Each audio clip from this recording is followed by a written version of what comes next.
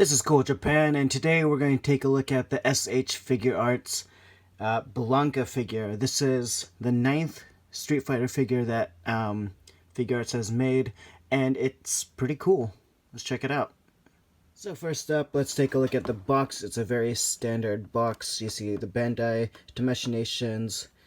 You can see Mega Man's seal of approval and Machinations seal of approval. On the other side, you can see an image of the figure. This side is just the name and number 9. And on the back, you can see the promotional shots. All in all, it looks pretty good. Alright, so first up, let's talk about the accessories. He doesn't come with that many accessories, but he does come with these really awesome lightning effect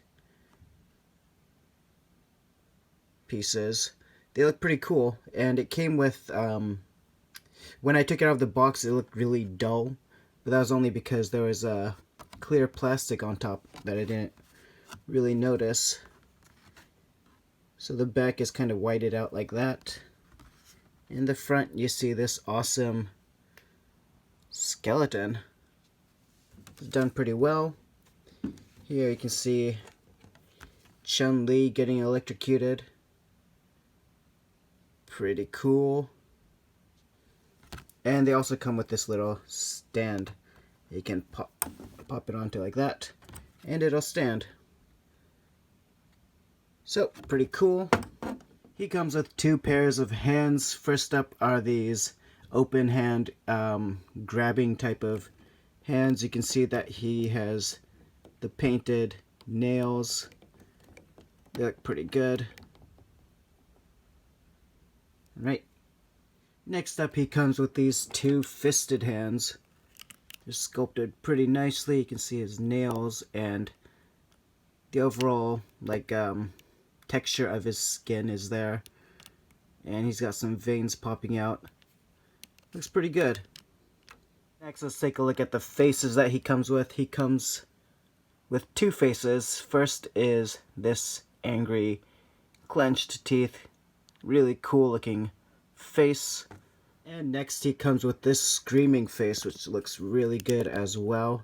You can see his mouth is all molded in there, his teeth are molded. They got his brow looking pretty good.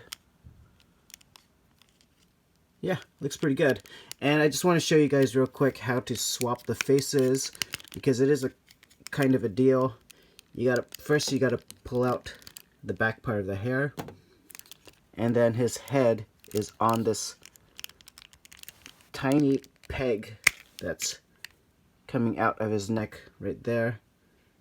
You just put it in there. So let's swap it with the other face. You kind of line it up. There we go. And then just pop the hair back in. And all in all, it's not a difficult process, but it could have been easier. Alright, so now let's take a look at the paint, sculpt, and detailing. First, let's start off with his hair. Looks very nice. It's a pretty soft kind of rubbery plastic. And it does appear to be completely painted, so I do worry about paint rub, especially on his back. But so far I haven't seen any, so it might be pretty good. The hair is in like 4 different layers. Looks pretty nice.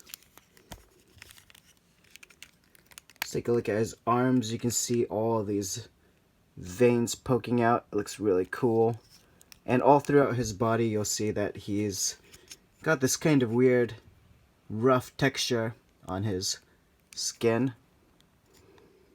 He's got the hair on his forearms and on his chest and also on his legs, which look great. And he's got the butterfly joint, and also on the joint itself there is that texture so it doesn't look too weird. He's got pretty nice musculature Looks pretty cool. His pants look alright. There doesn't seem to be any shading on the figure, except maybe a little bit on his pants. But there's no shading in his hair or in his body or anywhere else. Yeah, I think it's just on the shorts. And let's see, let's take a look at his legs. Look pretty good. We've got the skin texture on his knee joints as well, which is nice. He's got these two shackles on him, floating pieces, and his sharp nails. So I guess all in all, it does look really good. It looks like Blanka. Just you know, too bad there's no shading. Alright, let's take a look at the articulation, which is unfortunately where this figure does fall short. Because he is Blanka, he's a really muscular, bulky guy, but he's also very agile, and he can get into some crazy poses, which you're going to want to try to do with the figure, but unfortunately you can't get into like most of his signature poses because of the way he's articulated. He does have these shoulder joints, which is pretty nice. You can get his hands to come together like that, but he can't really look up that much, and since he's always crouching, you're going to want him to look straight, but it's not so hard to do. I mean, it's not so easy to do, and he can't look higher than this, which is very unfortunate. He also can't look down that much. Little bit, you get a little bit, but not so much. His hair is on a little joint right there. He can look side to side, which is fine, but not too much, or his head does pop off. Let's see, so he has the butterfly joint. His arm can go all the way around. He has this joint at the elbow, but it's kind of pushed in a lot, so you can't get too much range from that, which is unfortunate. His hands is on a ball joint, and he can crunch a fair bit, but since it's Blanka, you would want him to crunch even more, but you can't. There's no gap at the back, which is fine, but I would have been okay if you could, you know, pull up his torso and get him to crunch even more, which would be really nice, but you can't do that. His legs go out that much, which is not too much. I mean, you can drop his legs down a little bit, but you don't get any more range from his kick, so you can't have him kicking out like that. He does kick out like that, which is nice. His leg goes back, so you could get him into a nice kind of front kick, which is cool. But one thing that you can't do is you can't tuck his legs in too much. Like, this is about as much as you can get, but because it's Blanka, you would want to get his knees all the way up to his chest, but he can't do that. So for his flying, rolling attack, you can't really do it. Like, that's as much as you can get. Looks like he's taking a dump. You can't get his legs up any higher than that, and that is very unfortunate because he gets in this pose a lot. Like, when he's doing his rolling attack, or when he's doing his electrical charging attack, he goes down like all the way, but you can't do that on the figure, which is very, very unfortunate.